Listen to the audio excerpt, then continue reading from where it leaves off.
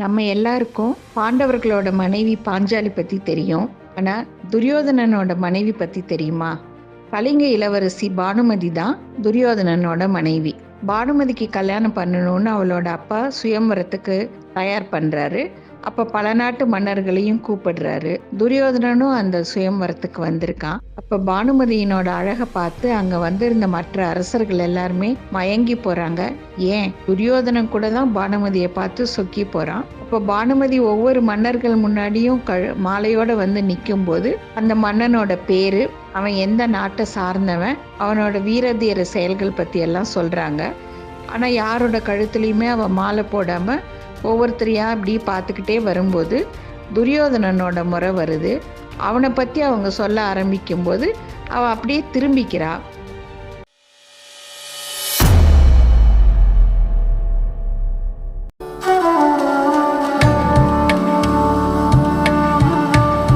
அவனை பற்றி அவங்க சொல்ல ஆரம்பிக்கும்போது அவள் அப்படியே திரும்பிக்கிறா. இதை பார்த்த உடனே துரியோதனனுக்கு ரொம்ப கோபம் வந்துடுது. என்ன ஒரு ஆணவம் திமிர் இருந்தா இவன் இந்த மாதிரி பண்ணுவா, இவளை விடக்கூடாது அப்படின்னு சொல்லிட்டு சுயம்வர விதிகளை மீறி அவளை அப்படியே கையை பிடிச்சி தரன்னு இழுத்துட்டு போகிறான். அதை பார்த்த உடனே அங்கிருந்த எல்லாருமே அதிர்ச்சி ஆகி அவங்களோட வாளை எடுத்து துரியோதனன் மேலே வீசி சண்டை போட தயாராகிறாங்க. அந்த வாள் எல்லாத்தையுமே அவன் தன்னோட கதாயுதத்தால் ஒரு நிமிஷத்தில் துவம்சம் பண்ணிட்டு அவளை கூட்டிகிட்டு விரைவாக வெளியில் அரண்மனையை விட்டு வரான். அப்போ உடனே அங்கே இருக்கிறவங்க எல்லாருமே அவங்களோட வில்லை எடுத்து துரியோதனனை மேலே அம்பு எய்த பார்க்குறாங்க. அப்போ துரியோதனனோட உயிர் நண்பன் கர்ணன் அங்கே வந்து, நான் இவங்களை எல்லாம் பார்த்துக்கிறேன், நீங்கள் ஹஸ்தினாபுரத்துக்கு விரைந்து போங்க அப்படின்னு சொல்லிட்டு அங்கே இருக்கிறவங்க எல்லாரையுமே தன்னோட வில்வித்தையினால் தோல்வி அடைய செய்கிறான். பிதாமகர் பீஷ்மர் இந்த செய்தியை தெரிஞ்சுக்கிட்டு அவர் ஹஸ்தினாபுரம் வாசல்லையே நின்றுட்டுருக்காரு. அவன் வந்த உடனே இது தப்பு, இந்த மாதிரி நீ செய்யக்கூடாது அப்படின்னு சொல்லிட்டு சொல்கிறாரு. ஆனால் நீங்கள் மட்டும் அம்பாலிக்கா விஷயத்தில் இந்த மாதிரி பண்ணலாமா, நீங்கள் பண்ணும்போது நான் பண்ணக்கூடாதா அப்படின்னு சொல்லிட்டு அவன் தன்னோட அப்பா திருதராஷ்டிரனையும் தாய் காந்தாரியும் பார்க்கறதுக்காக பானுமதியும் கூட்டிகிட்டு போகிறான்.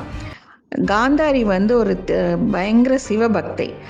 அதே மாதிரி பானுமதியும் தீவிர சிவபக்தை அப்படிங்கிறத தெரிஞ்சுக்கிட்டு பானுமதி தனக்கு மருமகளாக வர்றதை நினச்சி காந்தாரி ரொம்ப சந்தோஷப்படுறா.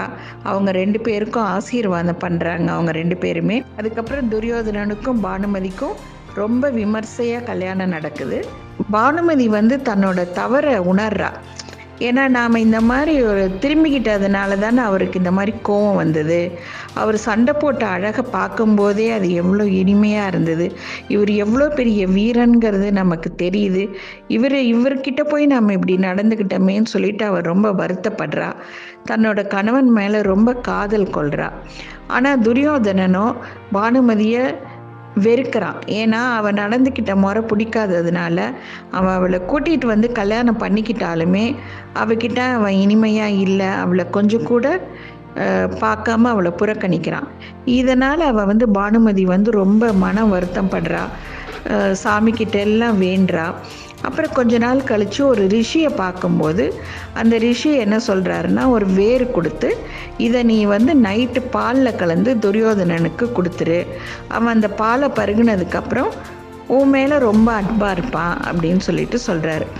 அதே மாதிரி பானுமதியும் அந்த வேரை பாலில் கலந்து நைட்டு துரியோதனனுக்கு கொடுக்குறா. ஆனால் துரியோதனன் மது அருந்திட்டு வந்ததுனால, ஏற்கனவே இவன் மேலே கோபமாக இருந்ததுனால அந்த பாலை தட்டி விட்டுட்டு போயிடுறான். அப்போ அங்கே வந்த ஒரு பாம்பு வந்து அந்த பாலை குடிச்சிருது. அந்த பாலை குடித்ததுனால அதுக்கு பானுமதி மேலே காதல் உண்டாயிருது. இதை பார்த்த உடனே தான் துரியோதனனுக்கு தன்னோட தவறு புரியுது. தான் இந்த மாதிரி மனைவியை வந்து பாராமுகமாக இருந்ததுனால தான் இந்த மாதிரி ஒரு சம்பவம் நடந்து, அந்த பாம்பு யாருன்னா பாம்புகளோட தலைவன் தான் அங்கே பாம்பாக வந்திருக்கான். அவன் பேர் தக்ஷகன். அந்த தக்ஷகன் வந்து பானுமதி மேலே காதல் கொள்றதை பார்த்துட்டு தான் அவனுக்கு ஐயோன்னு நம்ம பண்ண தப்பு இது அப்படிங்கிறது புரியுது. துரியோதனனும் பானுமதியும் தக்ஷகன் கிட்ட நடந்த விஷயத்த சொல்லி இது தவறுதலாக நடந்தது அப்படின்னு சொல்லிட்டு சொல்கிறாங்க. அதுக்கு தக்ஷகனும், உன்னோட மனைவி வந்து கற்பில் சிறந்தவள், அதனால் நான் இப்போ இங்கேருந்து போயிடுறேன். ஆனால் ஒவ்வொரு பௌர்ணமிக்கும் நான் வருவேன். அப்போ இங்கே இருக்கிற புத்துக்கு பானுமதி வந்து பால் ஊற்றி என்னை உபசரிக்கணும். அவள் கற்போடு தான் இருக்கா அப்படிங்கிறதுக்கு சாட்சியாக நீயும் வரணும். அதனால் நீங்கள் 2 பேருமே வந்து எனக்கு பால் விட்டு உபசரிக்கணும் அப்படின்னு சொல்லிட்டு தக்ஷகன் சொல்கிறாரு. துரியோதனன், பானுமதி, தக்ஷகன் இவங்க 3 பேருக்கு மட்டும்தான் இந்த விஷயம் தெரியும். அவங்களும் ஒவ்வொரு மாதமும் வர்ற பௌர்ணமியில் இதை தவறாமல் பண்ணிட்டு வராங்க. இப்படியே போயிட்டுருக்கு. கொஞ்ச நாள் கழித்து இந்திரபிரஸ்தத்துக்கு பாண்டவர்கள் எல்லா அரசர்களையும் விருந்துக்கு கூப்பிட்றாங்க. துரியோதனனையும் அந்த விருந்துக்கு கூப்பிட்றாங்க. அவன் இந்திரபிரஸ்தத்தை பார்த்து அப்படியே வியந்து போயிடுறான். தேவலோக சிற்பி விஸ்வகர்மா கட்டின அந்த இந்திரபிரஸ்தம் அவ்வளோ அருமையாக இருக்குது. அதை பார்த்து ரசிச்சுக்கிட்டே அன்றைக்கி அரண்மனையில் அங்கே தங்குறான். அடுத்த நாள் காலையில் அவன் வந்து விருந்துக்கு போகிறதுக்காக போகும்போது அங்கே வந்து ஒரு நீரோடை வருது. அங்கே தண்ணி இருக்கேன்னு சொல்லிட்டு அவன் ரொம்ப ஜாக்கிரதையாக காலை வைக்கிறான். ஆனால் அது வந்து ஒரு நீரோடை போல் உள்ள ஒரு ஓவியம். இது ஓவியமா, இவ்வளோ அருமையாக அப்படியே உண்மையாகவே ஒரு ஓடை இருக்கிற மாதிரி இருக்கே அப்படின்னு வியந்து அதை பார்த்துக்கிட்டே அவன் போகும்போது மறுபடியும் அதே மாதிரி ஒரு நீரோடை வருது. இதுவும் ஓவியம் போல் இருக்குது அப்படின்னு நினச்சிட்டு அவன் காலை வைக்கும்போது அது உண்மையான நீரோடையாக இருந்து அவன் வழிக்கு கீழே விழுந்துடுறான். உடனே மேலே மாடத்தில் இருந்த பாஞ்சாலி இதை பார்த்து சிரிக்கிறா. நீ குருடன் மகன் தானே, அதான் கண்ணு தெரியாமல் இப்படி விழுந்துட்ட போல இருக்கு அப்படின்னு சொல்லிட்டு கேலியாக பேசுகிறா. துரியோதனனுக்கு இதை கேட்ட உடனே ரொம்ப கோவம் வந்துடுது. அவன் முன்னாடி கீழே விழுந்தது ரொம்ப அவமானமாயிருது. அதனால் அவளை எப்படியாவது பழி வாங்கணும் அப்படின்னே நினச்சிட்ருக்கான். அதுக்கப்புறம் விருந்தில் போய் உட்கார்றான். பாண்டவர்களும் பாஞ்சாலியும் எல்லா உணவு பதார்த்தங்களையும் அவங்களுக்கு பரிமாறுறாங்க. அப்போ அப்படியே பரிமாறிட்டு வரும்போது பாஞ்சாலி துரியோதனனோட இலையில் வந்து பரிமாற வரா. அப்போ அந்த சமயத்தில் துரியோதனன் வேணுக்குன்னே பாஞ்சாலியை பார்த்து இன்னைக்கு யாரோட முறை அப்படின்ட்டு கேட்குறான். அதை கேட்ட உடனே பாஞ்சாலிக்கு அப்படியே நடுங்கி போயிடுது. அப்படியே அந்த உணவுகளையெல்லாம் போட்டுட்டு அரண்மனைக்குள்ளே போய் தேம்பி தேம்பி அழ ஆரம்பிச்சிட்றா. அப்போ அங்கே கிருஷ்ணர் வர்றாரு. அவர் வந்து நடந்ததையெல்லாம் நான் பார்த்துட்டு தான் இருந்தேன், நீ கவலைப்படாத, நீ மறுபடியும் போய் அவனுக்கு உணவு பரிமாறு. அப்போ கண்டிப்பாக துரியோதனன் உன்கிட்ட ஏதாவது கேட்பான்.